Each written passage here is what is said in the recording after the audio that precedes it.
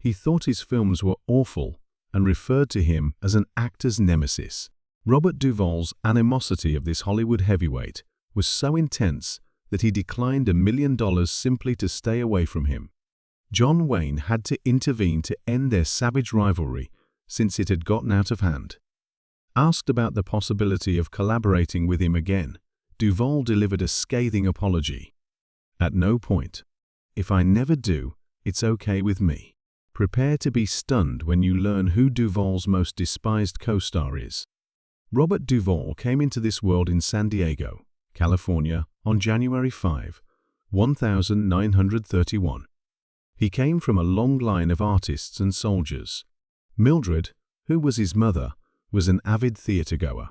One of Duvall's most famous roles was shaped by his relationship with Robert E. Lee, a Confederate general who was her relative. William was a revered naval officer, his father's rank, and was promoted to captain at the young age of 39. Discipline and organization were hallmarks of life in a military household. The Duvall family lived on various naval facilities throughout the years, including those in Virginia, Rhode Island, and Maryland. Growing up, Robert spent a lot of time in Annapolis.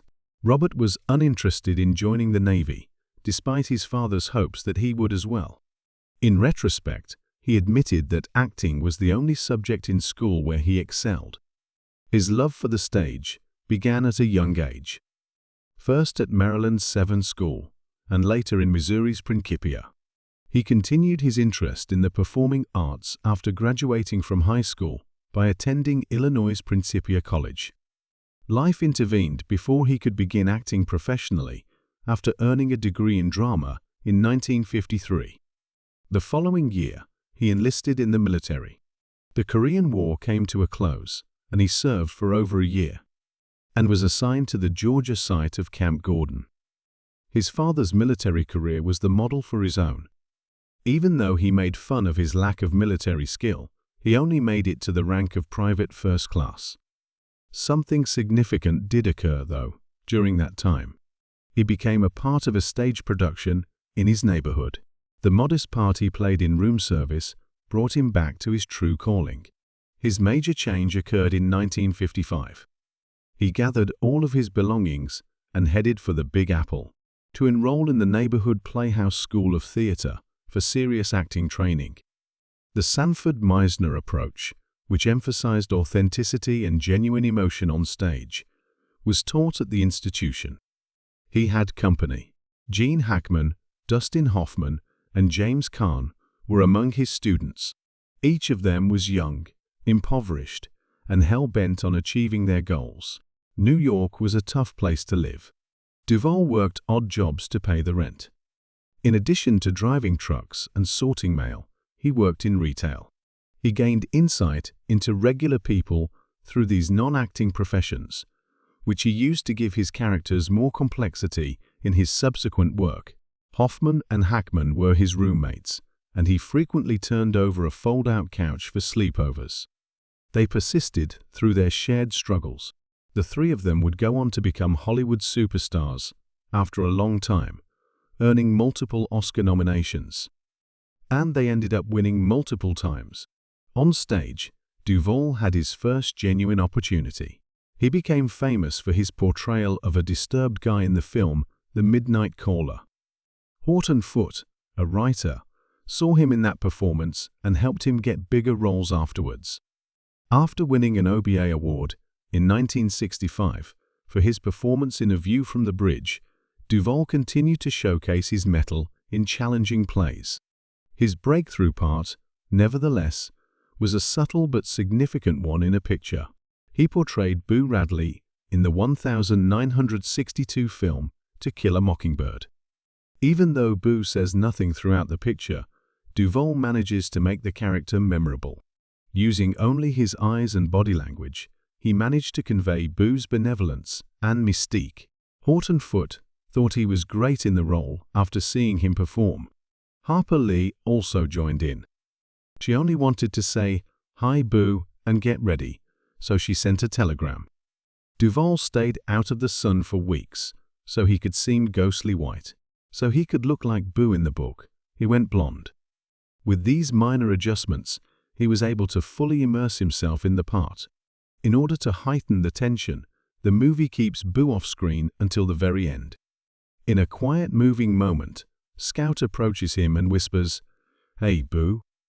Little does she know that he will be the one to save her and her brother from harm.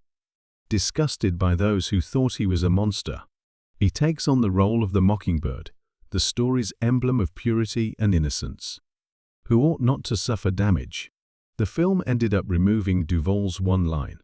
Ultimately, words were unnecessary for him. Even without them, he delivered a strong performance. One of the most iconic roles in cinematic history belongs to Robert Duvall, who played Tom Hagen in the Godfather films. The Corleone family looked to Hagen for more than just legal representation. He was also a trusted advisor and problem solver who avoided physical conflict wherever possible. With subtle power, Duvall portrayed him. He lived among them, yet he was never quite at home. Even after being adopted by Vito Corleone as a child, he felt like an outsider due to his German-Irish heritage. He was unlike Michael or Sonny. He was not driven by a desire for power or by emotions. Always planning forward, Hagen exhibited composure and reason. In 1972, when The Godfather was released to theaters, Duvall was the standout actor. Hagen was more than a supporting player. Whenever a big decision was being made, he was there to help ease tensions or smooth things over. From the beginning, he had one of his most memorable moments.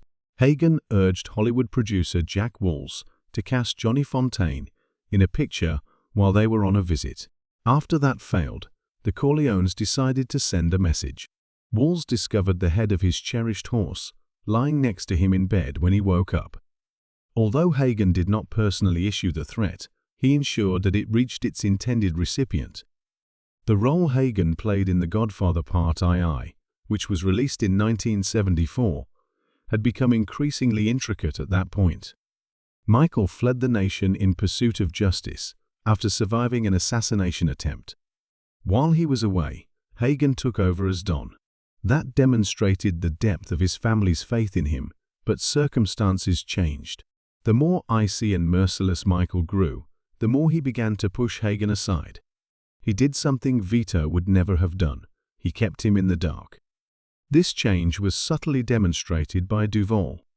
Despite his obvious uncertainty, Hagen never wavered in his loyalty. He stood behind the family, even if he disagreed with Michael on occasion. For his work in 1972, Duvall received an Oscar nomination for Best Supporting Actor. Even if he didn't win, just being nominated was a big deal. In contrast to the furious and boisterous Michael played by Pacino or Vito by Brando, Hagen was calm and collected. Big speeches weren't necessary for him. Anger was unnecessary. The impact of his speech was immense. Stay cool and be cautious at all times. Because of this difference, he became one of the trilogy's most interesting protagonists. Many thought Duvall would return for The Godfather Part III when it was announced, but by 1990, Hollywood had changed. An offer of $8 million to play the same part was extended to Al Pacino. An even lower sum was offered to Duvall. He had no expectation of equal pay, yet he refused upon seeing the massive disparity. This was something he would have been okay with if Pacino had earned twice as much, as he would later clarify. However, he decided to walk away when the disparity became 3 or 4 times. The script has to be revised without Duvall. Hagen was inserted into the storyline, but was otherwise left out. After he died off-screen, so the story went. The newly minted family lawyer B.J. George Hamilton, who played Harrison, was brought in. However, there was a difference. Somebody was missing, according to the critics and fans. The loss of Duvall altered the film's trajectory, as even Francis Ford Coppola, the filmmaker, acknowledged. The plot was originally supposed to center on Michael and Hagen's relationship, which could have included a power struggle. However, after Hagen left, that plan was abandoned. Many feel that it detracted from the film. Duvall maintained a consistent presence throughout the franchise, even after leaving the third film. He reminisced about his time on set throughout the years. Among the most well-known was the one involving Marlon Brando. As Brando disliked committing lines to memory, he made use of cue cards that were concealed throughout the set. They occasionally hid behind objects. It was not uncommon to find them stuck to walls. The lines of Brando were even taped to Duvall's breast in one shot. Brando thought that when he was at a loss for words, his acting became more authentic. Although some viewed it as inefficient, the outcomes were undeniable. He became famous for his portrayal of Don Vito Corleone. He was even nominated for an Oscar for it, but he famously turned down the honor. Some of the most iconic movie roles have been done by Robert Duvall. His portrayals are both monumental and grounded in reality. He portrayed Bill Kilgore, Lieutenant Colonel, in the film Apocalypse Now, an intimidating yet endearing soldier. Francis Ford Coppola portrayed the Vietnam War in a surreal and distressing manner in his film. There was nothing that Kilgore was scared of.